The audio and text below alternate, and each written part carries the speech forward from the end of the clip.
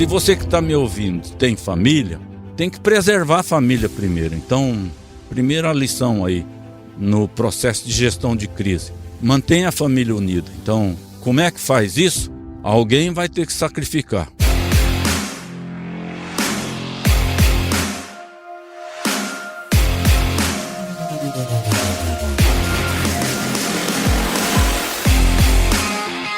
E aí, pessoa, tudo beleza? Seja muito bem-vindo, muito bem-vinda. Essa série especial que a gente tá fazendo aqui no CanivetCast. E para você que tá ouvindo aí, provavelmente já deve ter ouvido, né? A gente tá bem no meio do pasto aqui também, mais uma vez. E hoje nós vamos conversar sobre como fazer uma boa gestão de crise, né? E a gente tá aqui com o objetivo de preparar o profissional para a pecuária do futuro. E para falar com a gente sobre isso, nós estamos aqui na Fazenda Araponga com o senhor Shiro Nishimura e o Luciano Rezende também, né? Seu Shiro foi presidente da Jacto, é membro do conselho de administração do grupo também, e tá aqui hoje pecuarista, engenheiro agrônomo, né, seu Shiro? E o Luciano, que é médico veterinário lá pela Universidade Federal de Goiás e diretor comercial aí da Nutripura. Pessoal, muito obrigado por receber a gente aqui, seu Shiro. Seja muito bem-vindo ao CanivetCast. A conversa vai ser cumprida hoje, pelo jeito. Então, Luciano tem um monte de demanda. E aí nós podemos fazer essa troca de informação. Fala, Luciano.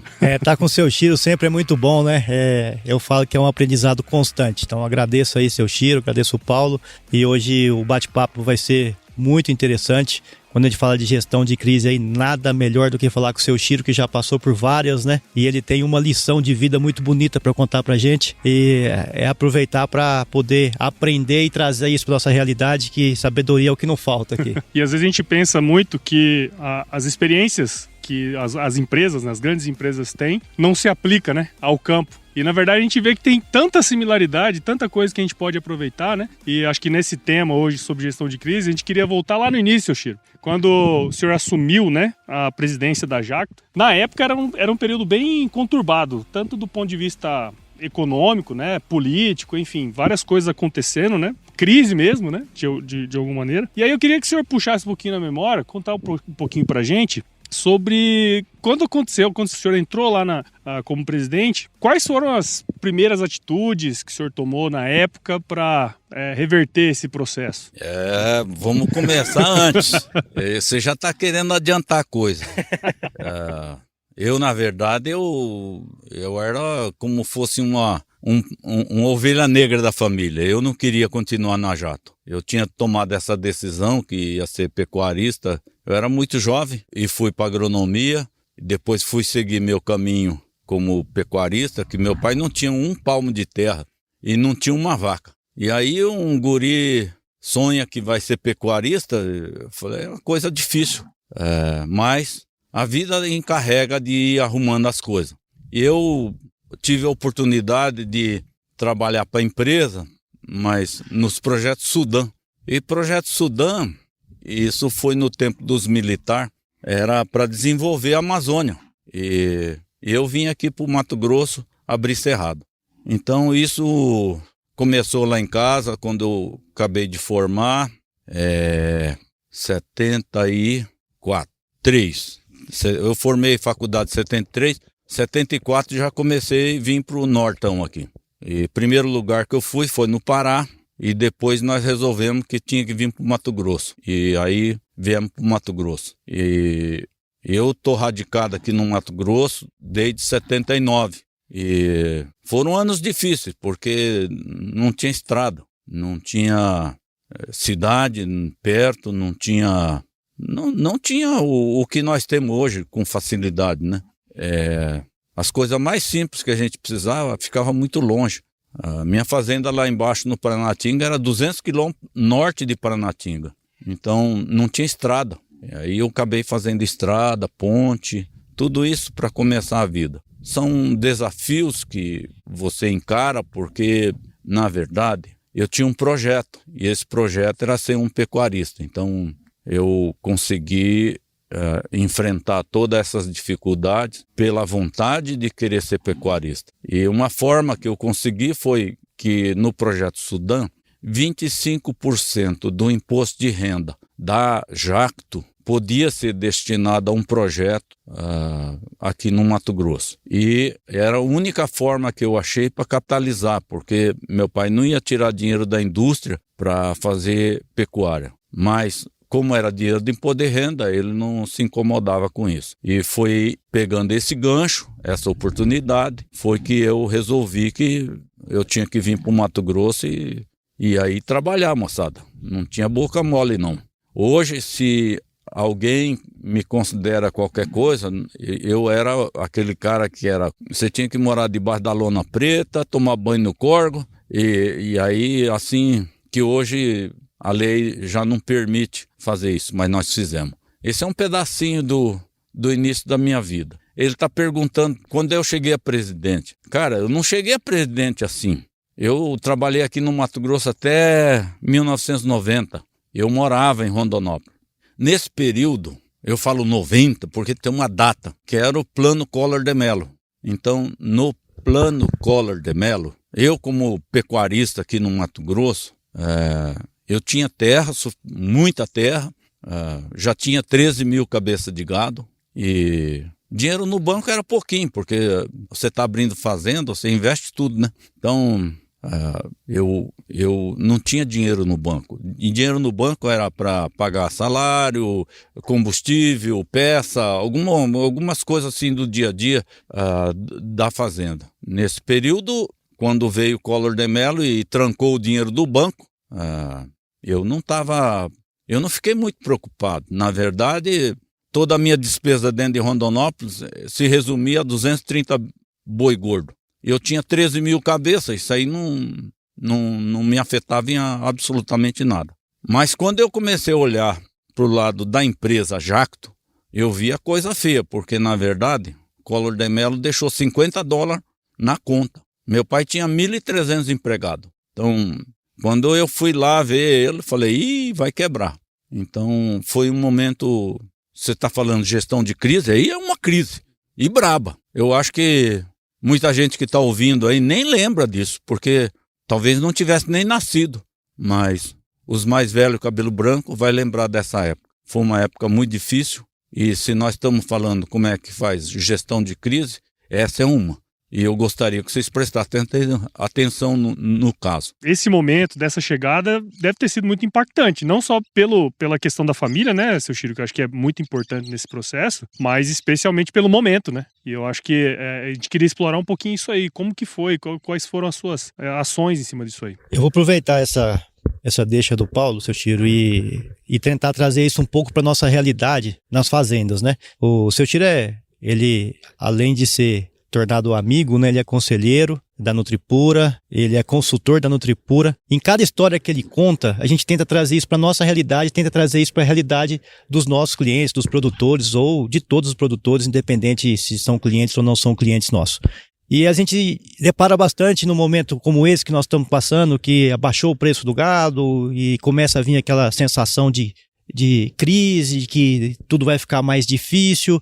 E aí essas horas a gente descobre que são as horas de oportunidade que a gente tem de fazer algo diferente, depois aproveitar aí o período bom. Então, voltando lá na história que o senhor contou, que o senhor entrou na Jacto e estava no momento de crise, quais foram os desafios que o senhor teve, que o Paulo comentou da família, de como trazer isso para uma nova realidade? Quais foram os gargalos que o senhor percebeu que tinha que mexer, senão lá na frente talvez a Jacto não era do tamanho que é hoje, ou talvez nem existisse? Quais foram os principais desafios para a gente tentar entender se em algum momento alguém que está escutando, algum produtor que possa estar enxergando, que está num momento difícil, essa fala, se a gente trazer para nossa realidade, pode ser que sirva muita coisa assim para tomar decisão nossa no dia a dia. Então essas dores que o senhor sentiu lá e o que o senhor imaginou naquele momento e como que o senhor fez para poder transformar a Jacto, é importante que o senhor possa contar para a gente aí, para a gente entender. Bom, de qualquer forma, quando tem uma crise dessa que congelou o dinheiro do banco, eu nunca vi em nenhuma história no mundo parecido com essa. Nós fomos o primeiro e mais louco,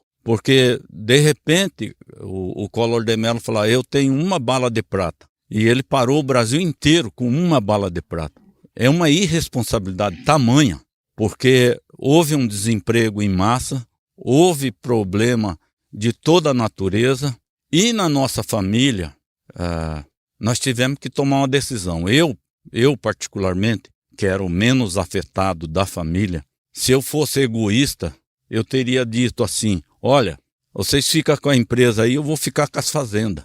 Que esse era o meu projeto inicial. Falei, no dia que o pai morrer, quando a gente dividir a herança, eu quero ficar com as fazendas. Esse era o meu projeto, eu estava trabalhando para o meu projeto. Mas na hora que eu vi a coisa ficar difícil para a vida do meu pai, falei, caramba, tudo que nós fizemos até aqui, teve meu trabalho, teve tudo, mas teve o suporte do meu pai. E na hora da dificuldade do meu pai, eu falei, eu não posso abandonar. Então, eu chamei ele lá um dia e falei, olha, o senhor está precisando de dinheiro, o senhor vai ficar numa situação muito difícil. Então, vamos combinar uma coisa. Você vai dar comida para mim, para minha mulher, e educação para minhas filhas. Eu tenho 4 filhas, então eu estava numa posição de família um pouco diferente das outras.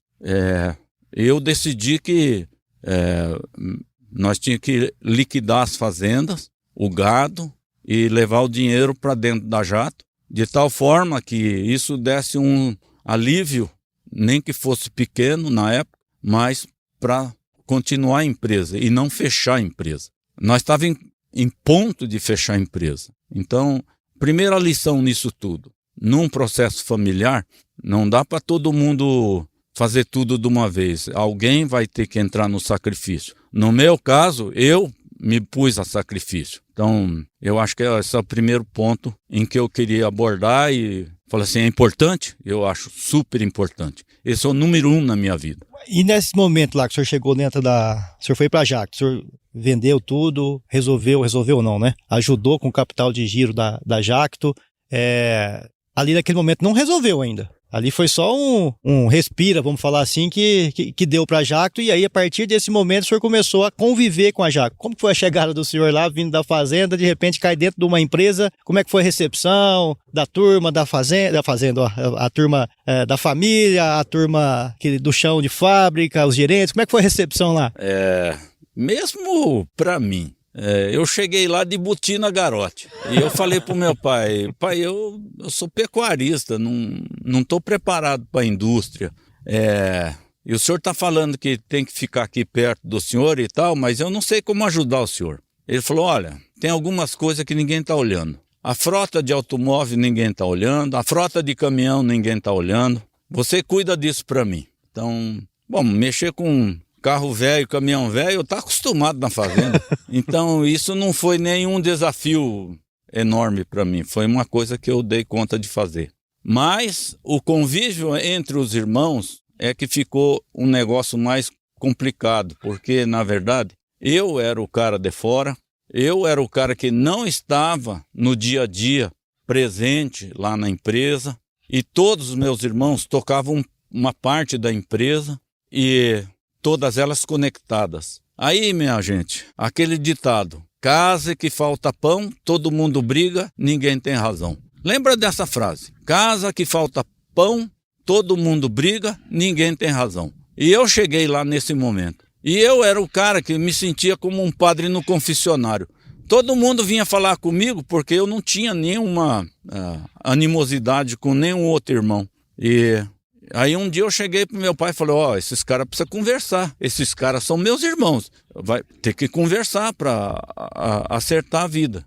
Então, nesse momento, a minha presença de um cara pecuarista lá dentro da empresa, que não conhecia nada da empresa, não estava habituado com coisas da empresa, nem com o linguajar, nem com o sistema, nem com nada.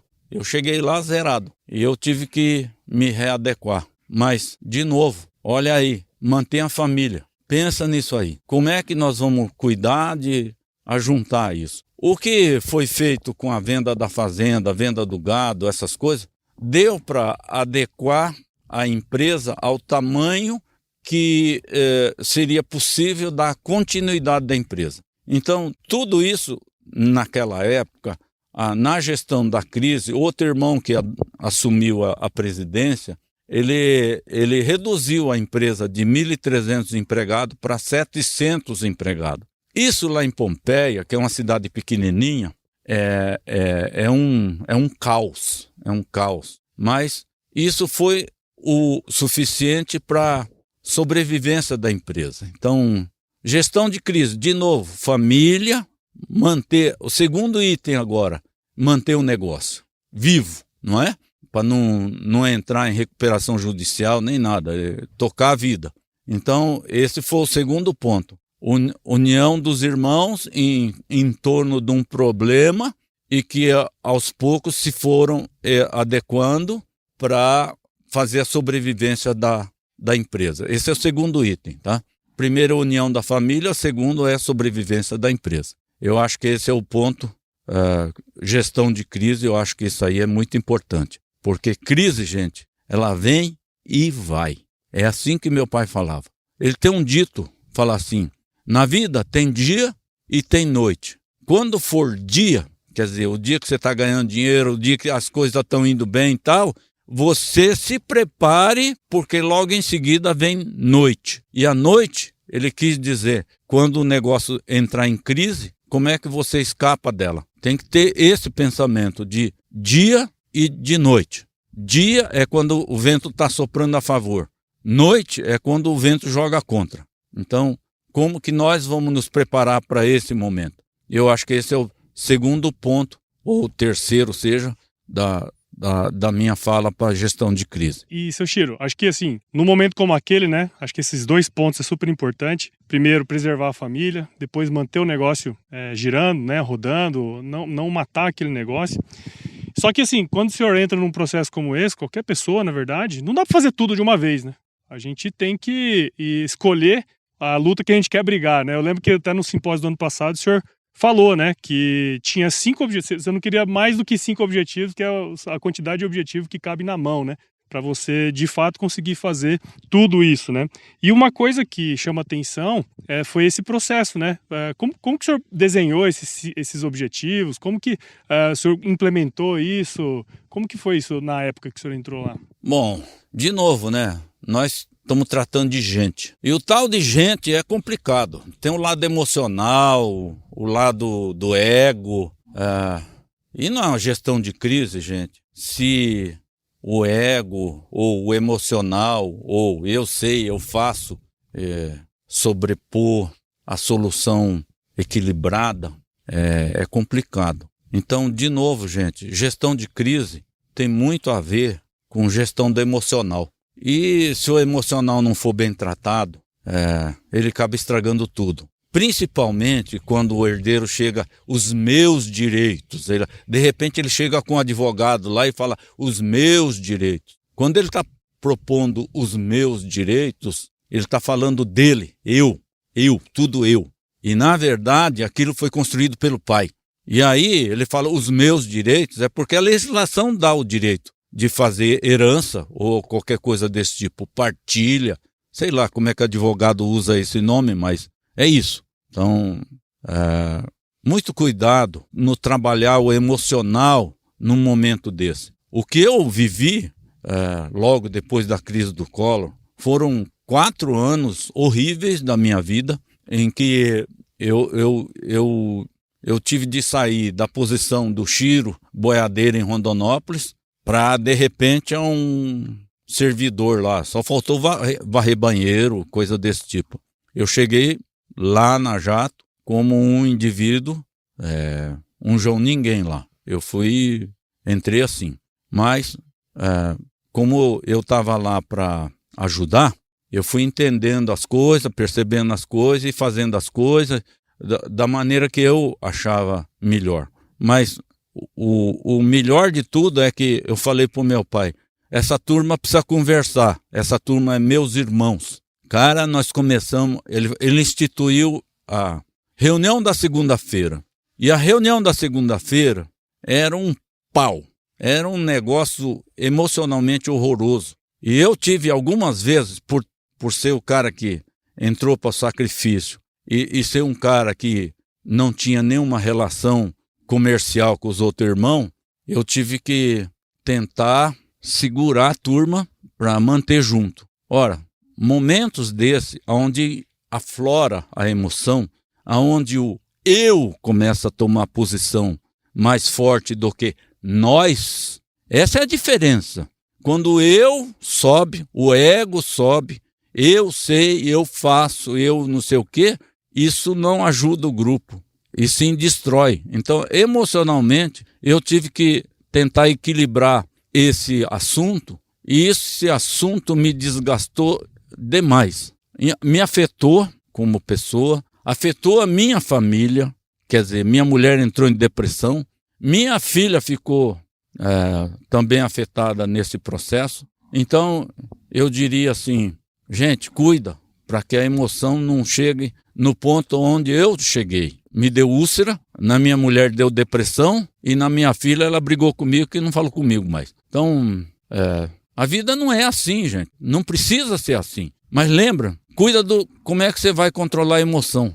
Esse é um lado que eu gostaria que vocês gravassem bem, porque esse manejo vai dar equilíbrio nas relações de pai para filho e de irmãos. Então, eu considero isso um ponto muito relevante.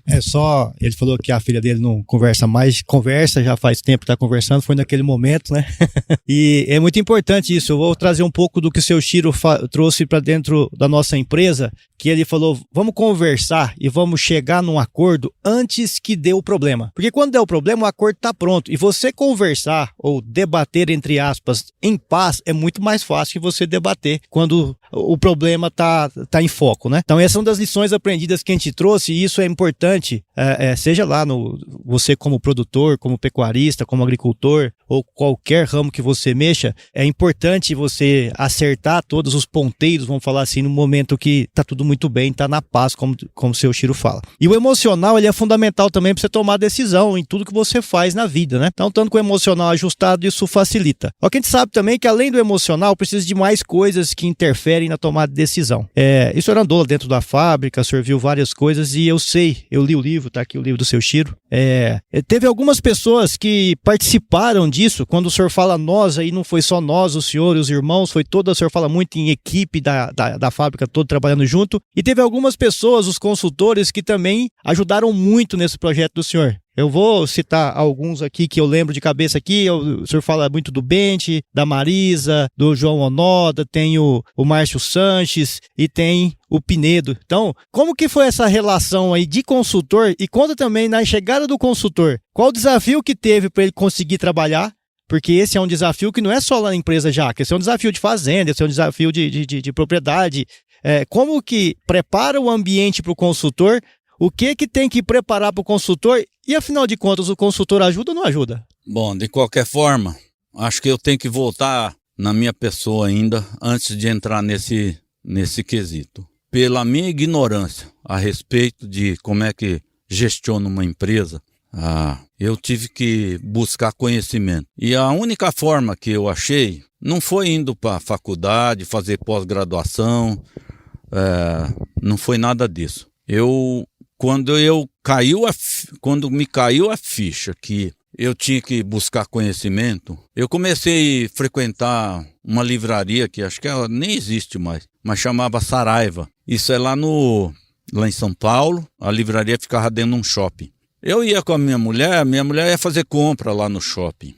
E aí, na hora que nós adentrava dentro do shopping, eu entrava dentro da livraria e falava para ela, faça tudo o que você tem que fazer aí no shopping. Quando você terminar, você vai me encontrar aqui dentro da livraria. E eu fazia isso sistematicamente. Então, sempre eu comprava algum livro que eu achava que eu tinha que ler, porque eu não entendia do negócio. E isso foi uma coisa que fui ganhando conhecimento. Isso foi muito bom. E eu fui me preparando. Eu lia, no mínimo, um livro por semana. Quem de vocês lê um livro por semana? Olha aí, vai procurar isso. Hoje você tem na internet, você tem no Kindle, você tem onde você quiser. Hoje você tem uma liberdade de buscar informação muito maior do que quando eu estava lá só procurando o título de livro e eu não sabia bem o que eu queria, mas olhava um livro, olhava a capa, lia um pouquinho, isso aqui me interessa, eu comprava. Outros livros eu comprava e no fim, isso aqui não serve para nada. Mas é isso. Mas o hábito de fazer a leitura, buscando conhecimento, quando você busca o conhecimento, você acha. Não importa se deu 10 livros, de repente um livro desses 10 muda a tua cabeça, muda o teu pensamento, muda a perspectiva de você olhar o negócio, e isso faz muita diferença. Então, antes de eu chegar a nível de diretor da empresa, eu tive esse processo todo de ganhar conhecimento. Não foram poucos anos, foram muitos anos. Então, eu li muito livro. E eu acho que isso foi muito bom para a minha formação. Depois que eu comecei a entender as coisas, eu comecei a tentar ajudar as pessoas dentro da empresa. Como eu estava no lado da transportadora, eu comecei a modernizar a transportadora. E chegou uma hora que o gargalo estava na descarga do caminhão. Eu gastava 6 horas de caminhão de São Paulo para Pompeia, que são quase 500 quilômetros, e para descarregar 1 dia e meio.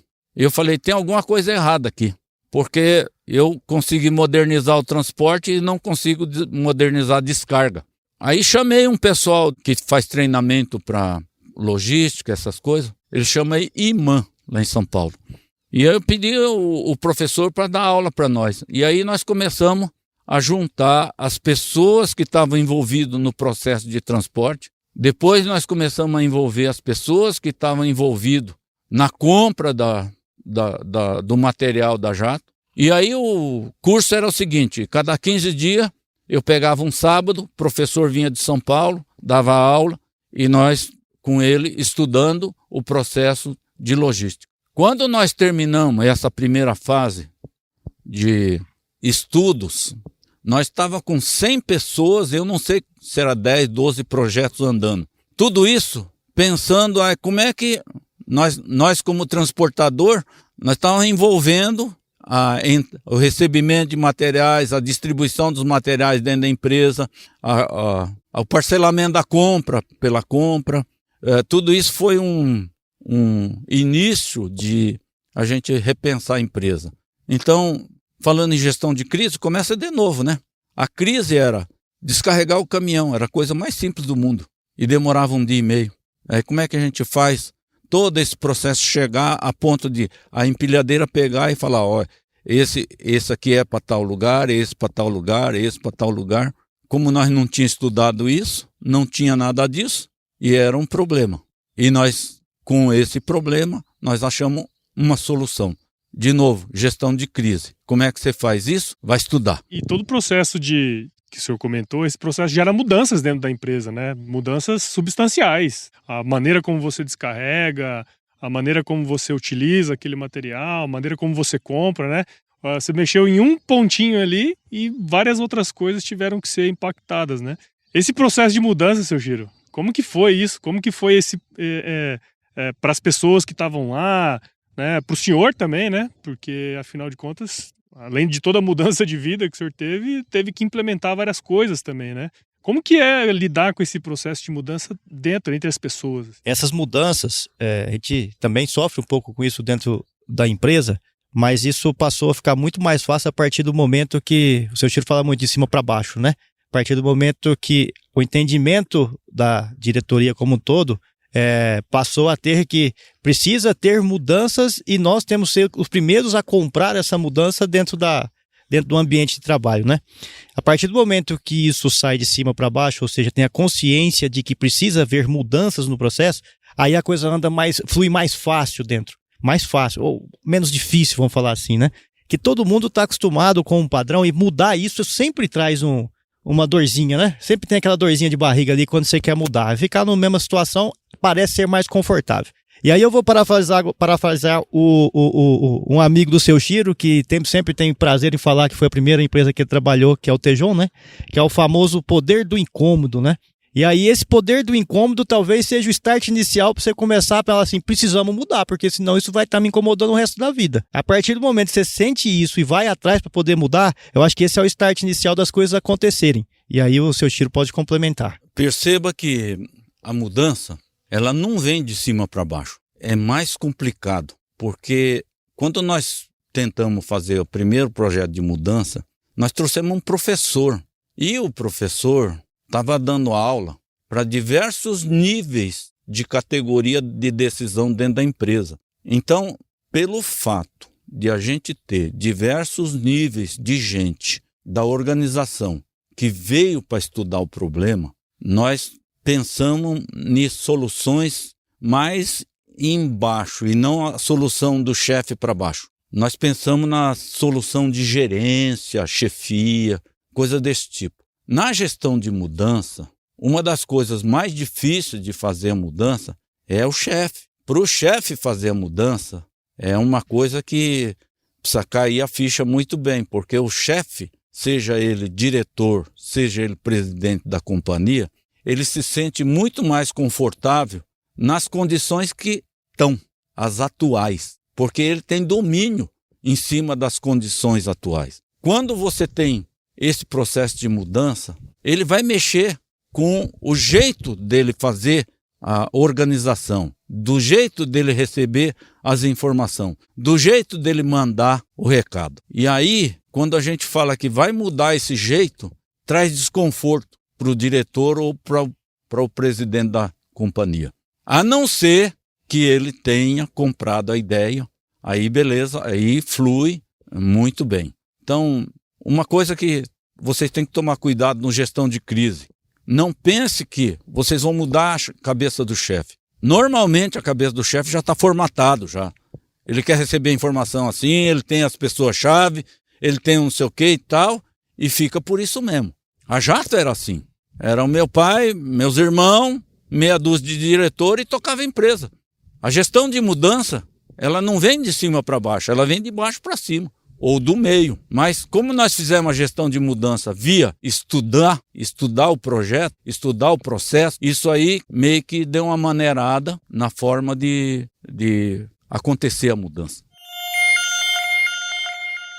Fazenda, o senhor viveu isso e o senhor conhece vários, tem inclusive vários amigos aí que mexem com fazenda. O que seria a dica aí para esse momento aí? A dica que ele possa implementar dentro da fazenda dele e aceitar ou não aceitar? Qual que seria a dica aí para esse momento aí? Acho que eu vou falar para os cabelos brancos, igual eu. Nós chegamos aqui em Rondonópolis nos anos 70 e fomos abrir cerrado e passamos momentos difíceis, complicado alguns, mas você que conseguiu sobreviver a tudo isso e criar um patrimônio tamanho que vocês têm hoje, eu diria que você é um vencedor. Mas o lado de vencedor, ele tem um lado do íntimo, do ego. Pô, eu sou um vencedor, eu sou legal, beleza.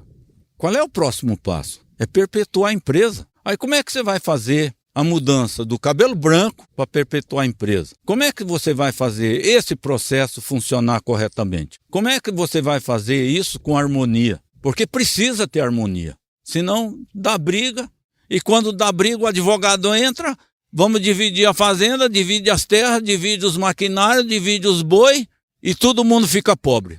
Essa é a realidade. Quando você está tudo junto, você tem poder de barganha. Aí você vai comprar alguma coisa, você tem poder de barganha. Você vai comprar adubo, você tem poder de barganha. Produto químico, você tem poder de barganha. Quando você vai vender boi no frigorífico, se tem bastante, tem poder de barganha. Ora, se nós estamos nessa situação, pensando que o velho fez um sacrifício danado, mas chegar até aqui onde chegou, e de repente falar assim, ok, como é que nós vamos fazer agora a preservação e continuidade da empresa? Então, esse é o outro dilema que eu acho que tem que tomar cuidado, é o processo de sucessão. E eu penso que o processo de sucessão é um dos mais importantes e mais perigosos. Normalmente, existe lá que, eu não lembro a estatística, se era 20% da segunda geração, e depois na terceira geração é somente 8% das empresas continuam. E nós agora estamos na minha geração, que eu falo, os filhos já estão com 40 anos e os netos já têm netos de quase 20 anos. Como é que nós vamos preservar a nossa organização? Pensa nisso, é importante. Complementar alguma coisa aí, Luciano? Para mim, assim, aprendi demais, né? Porque a gente fica aqui escutando, a gente aprende muito, né, cara? Mas essa relação entre tudo isso que foi passado, né, com o momento que a gente vive na pecuária hoje, acho que ficou muito claro, né, que é possível a gente fazer esse tipo de gestão quando tem uma crise, como sempre acontece, né? E ele contou a história dele aí, e tem crise política, e grande, como ele disse, grande, que ficou marcado, né? Você vê o sentimento, né? Quando a pessoa fala que ficou marcado, e que lá foi uma facada no peito mesmo, que ficou marcado na história, né? Então sempre vai ter crises e crises que a gente vai ter que encarar, e eu vou sempre puxar a ideia da família, porque isso eu acho que é a base, é a sustentação de tudo. Imagina você não ter a paz em casa e querer levar a paz para o seu ambiente de trabalho, é ali que você tá, e você tem o reforço espiritual para poder ter coragem para encarar qualquer crise. E ter esse processo de gestão dentro da fazenda, ele é uma das maneiras que você tem de facilitar, inclusive, na minha opinião, né, de facilitar o processo de passagem para a próxima geração. Quando você tem informação na mão, você senta para discutir algumas informações, tomar as decisões e dá um desafio específico para a pessoa poder mostrar, e essa pessoa poder devolver isso em número para poder trazer o fato para a história. Isso facilita, empolga, né? Isso motiva o jovem a poder trabalhar, e esse retorno talvez traz um pouco mais de paz, porque a transparência passa a ser um papel importante dentro do processo. Então acho que nós estamos vivendo um momento importante para a gente chegar e falar assim: moçada, tá bom, talvez o nosso capital tenha diminuído, baixou o preço do gado, aconteceu algumas coisas no cenário, tivemos troca de política, tá bom, teve, mas e aí? Como é que nós vamos sair disso tudo e sair bem? Como nós vamos nos preparar agora para poder chegar lá na frente e ter condição de aproveitar os momentos bons que vêm? Onde eu posso cortar a despesa, mas onde eu tenho que cortar? Porque de repente eu corto despesa aqui que tem um resultado muito pior lá na frente. Então essa visão um pouco de futuro é fundamental para você tomar a decisão. A gente conversa muito com o seu Chiro lá e eu fico imaginando, eu perguntei até para ele o papel de consultores, perguntei o papel de onde poderia estar já, que no caso não tivesse tido essa mudança, né? Essa mudança de profissionalização da empresa. Não que a Jaco tivesse sumido, mas talvez não tivesse tomado a proporção que tomou, e a facilidade de passar para a próxima geração de uma maneira muito transparente, como foi feito. E a gente percebe isso nos produtores que já fazem isso, que tem gestão, que começa a ter informação, que traz outras pessoas para poder contribuir na tomada de decisão, que tira a pessoa às vezes do ponto confortável dela para soltar aquela perguntinha ali para poder fazer a pessoa pensar e começar a desafiar. É no momento desse que você tem que preparar, tem toda uma parte aí que tem na história lá da Jaco também de estoque, de como trabalhar estoque. Então no momento desse você pode trabalhar melhor seu passo, a suplementação, você pode trabalhar, pegar a informação, trazer na mão, trazer aquela pessoa que você gostaria de trazer para mais perto nesse momento e pôr ela para um desafio, para construir uma base muito sólida para na frente ganhar muito mais. Ninguém gosta de passar por crise, mas se tem, é encarar e fazer disso um aprendizado para o resto da vida, que isso vira história bonita, como a gente acabou de escutar aqui. Eu penso que o que deu gás quando eu virei presidente da companhia é que eu acreditava nas pessoas, mas eu pensei assim, em algum momento eu tinha que preparar as pessoas. E aí, quando nós estamos pensando projeto futuro, nós começamos a sonhar, fazer um orçamento para 7 anos, quando nós não tínhamos orçamento para 1 ano. E aí eu falei, mas como é que a gente vai aprender a fazer isso? Aí a consultoria trouxe o know-how de como é que a gente faz um projeto de 7 anos. Principalmente pensando como é que a gente sonha nos próximos 7 anos. O que é que nós vamos fazer para chegar lá nos desafios de 7 anos para frente. E a consultoria tem um lado muito bom nisso tudo, porque ajuda a abrir a cabeça, a trazer mais gente para pensar junto. Não pense você top-down. Top-down, eu falo assim, é o pai, os filhos e meia dúzia de gerentes que controla tudo. Quando nós começamos o projeto de 7 anos, nós envolvemos muita gente na categoria. Agora, tinha gente que não estava preparado. Nós demos educação para eles, para prepará-los. As pessoas que estavam nos posicionando para projeto de 7 anos, ele também trouxe conhecimento e foi passando esse conhecimento para os colaboradores da empresa, de diversos níveis. Então, eu não estou mais falando de presidente, diretor e gerente. Não, nós já estamos para baixo. E quando a gente está com a turma de baixo, o interessante é que quando você consegue entender que o cara de baixo, que é operador muitas vezes de máquina, ele te dá uma sugestão. que pode ser uma sugestão brilhante. Mas se você não ouvir ele, e não der oportunidade para ele, você vai perder essa contribuição que tanto vai fazer falta lá na frente. Portanto, quando a gente pensar em projeto pensando 7 anos para frente, a consultoria é interessante. Mais do que a consultoria é a turma que está com você em níveis mais baixos de hierarquia. Esse é o cara que pode te ajudar. Nós lá na Jato temos um lema assim: hoje, melhor que ontem.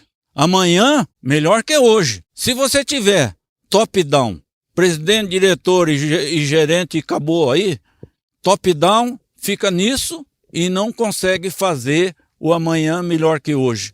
Hoje melhor que ontem, pode ser que você já tenha feito. Mas a minha pergunta é, e amanhã melhor que hoje? Como é que você vai fazer? Se você não envolver a turma toda, você não vai conseguir tirar os efeitos que muitas vezes as pessoas operadoras são capazes de falar, ó, aqui dá para melhorar aqui dá para melhorar o quê? E pouquinho a pouquinho você vai subindo o degrau e isso se transforma em produtividade, em redução de custo, em gestão de estoque, um monte de coisa que está misturado. Consultoria é importante e é bom. E consultor bom, tem que ser consultor bom. Mas a preparação da sua mão de obra é mais importante ainda. Eu diria que a perpetuação da sua empresa, ela necessariamente vai passar pela preparação da mão de obra. E aí, essa turma tem que entender o que você está pensando 7 anos para frente e aonde que ele vai enxergar oportunidade na vida dele, que ele pode sair de onde ele está e subir. Eu tive um cara que era datilógrafo, 14 anos, ele entrou lá na empresa com 14 anos, e eu fui dando curso para ele devagarzinho, fui dando curso para ele, e hoje ele é o gestor da transportadora. Ele cuida sozinho, sem a minha presença, sem nada, ele só apresenta os dados. E ele é gestor de um negócio, e um negócio importante. E eu falo assim, como é que você traz o cara lá de baixo e de repente ele vira gestor de um negócio? Você tem que transformar, estudar. Ele também tem que ter vontade própria, mas ele estudou muito. E ele foi meio autodidata, acho que ele olhando para mim, ele também foi procurar isso. Ele estuda muito na internet, estuda muito em livro, e ele subiu de degrau, hoje ele virou gestor de negócio. Assim nós temos todos os outros negócios nossos, e todos eles passaram por esse treinamento que nós fizemos. Então, a preparação de gente de casa, gente, super importante. Presta atenção. Uma baita lição, né, Luciano, seu Chiro? Muito obrigado. Assim, particularmente para mim, hoje foi um dia muito interessante conhecer toda essa história, né, e externar aqui, fazer toda essa relação que a gente está fazendo com essa série aqui, que eu acho que está ficando muito legal. E eu queria agradecer, seu Chiro, por receber a gente aqui na fazenda, por contar um pouco da sua história, toda essa bagagem, né, que o senhor tem. Tenho certeza que serve de inspiração aí não só para outros empresários, mas como para os pecuaristas em si, né? Então, muito obrigado e parabéns por tudo que o senhor construiu até hoje. Conversar com o seu Chiro, como eu falei, sempre é muito prazeroso, né? E que essa lição de vida, eu falo que cada um tem sua história para contar e deve se orgulhar da sua história, e todos têm um caso bonito para contar e para virar referência.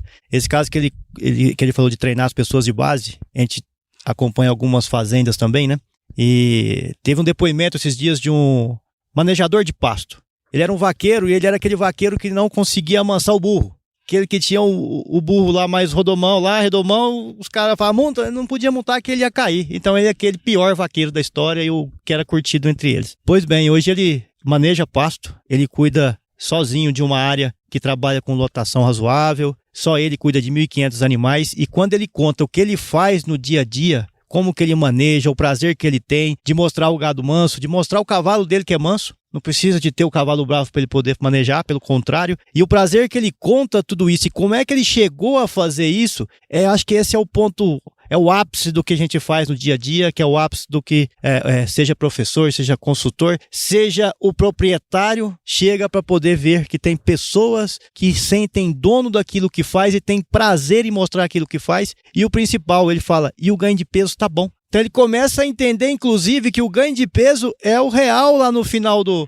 processo todo, né? Isso que transforma em dinheiro. Esse esse tipo de ação dentro da fazenda que é o principal ponto que a gente tem que chegar, e isso a gente precisa de ajuda de várias pessoas, são várias mãos para poder conseguir chegar nesse ponto. Não existe uma pessoa que vai fazer com que isso aconteça. São várias pessoas, cada um no seu dom, cada um na sua especialidade, e o básico de tudo, essa pessoa tem que querer ajudar o próximo a aprender. Eu acho que consultor é meio que professor, né? Se ele não tiver o prazer de ensinar e ver a pessoa se destacar, de nada isso funciona. Então, consultor que pensa, eu vou fazer, complicado. Agora ele que faz, vamos fazer, ensinar a fazer, isso faz toda a diferença dentro do negócio, né? Então, acho que esse é um aprendizado que a gente traz lá conversando com o seu Chiro, é um aprendizado que as pessoas tentam levar para a fazenda, e quem faz, o orgulho é gigantesco, a satisfação é gigante. Então, mais uma vez, seu Chiro, obrigado por estar compartilhando dessa vez, não só com a gente lá no escritório, mas com várias pessoas que estão aí nos ouvindo, nos assistindo. Paulo, por ser mais uma vez parceiro nosso aí e ser o canal de comunicação para esse público imenso que você tem. E tamo junto aí sempre. Bom, é isso aí, ó. Como eu falei, né, um baita de um aprendizado. E pra você que não sabe, a gente tá gravando isso aqui também. Então isso aqui tá disponível no YouTube. A gente tá gravando aqui no pasto, né? Acho que agora virou moda, né, Luciano? O negócio é gravar no pasto agora, né? E se você curtiu, tá aqui com a gente até agora, tenho certeza que você também aprendeu muito com a história que o seu Chiro contou aqui pra gente. Então considere compartilhar esse episódio com alguém que vai se beneficiar de tudo isso que a gente conversou aqui. O podcast, ele cresce na medida em que você participa junto com a gente dentro desse processo aqui. Então, siga o CanivetCast, qualquer agregador de podcast aí que você possui, e também ouça no Agro Resenha Podcast, né? E também, ó, siga lá a Conex, né, nas redes sociais, na Instagram, Facebook, LinkedIn, e no YouTube da Conex, onde a gente vai estar disponibilizando aqui também esse conteúdo em vídeo. E visite o site da Conex lá para se inteirar de tudo que a gente está conversando aqui e de tudo que vai rolar ainda nos próximos episódios aí, tá certo? Chiro, muito obrigado. Eu sempre me despeço dos meus convidados aqui falando uma frase de muita sabedoria, viu? Se chover não precisa molhar a horta não, tá bom?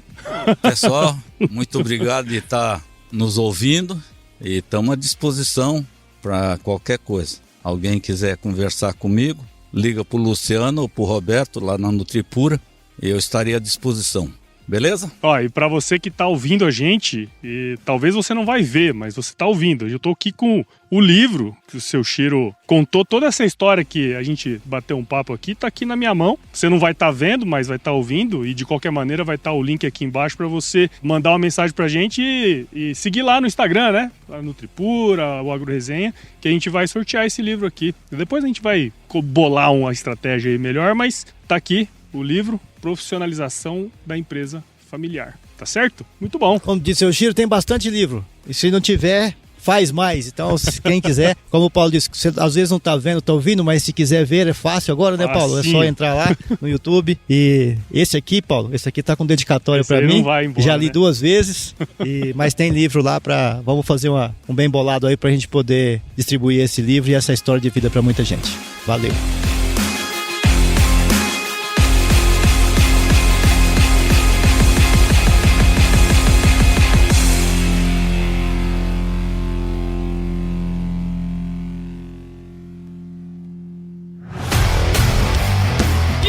Você gostou desse podcast? Se gostou, considere compartilhar esse episódio com alguma pessoa que irá se beneficiar desse conteúdo e nos ajude a alcançar ainda mais pessoas. O roteiro e a apresentação desse episódio foi do Paulo Ozaki, a produção do Agro Resenha e a edição do Senhor A.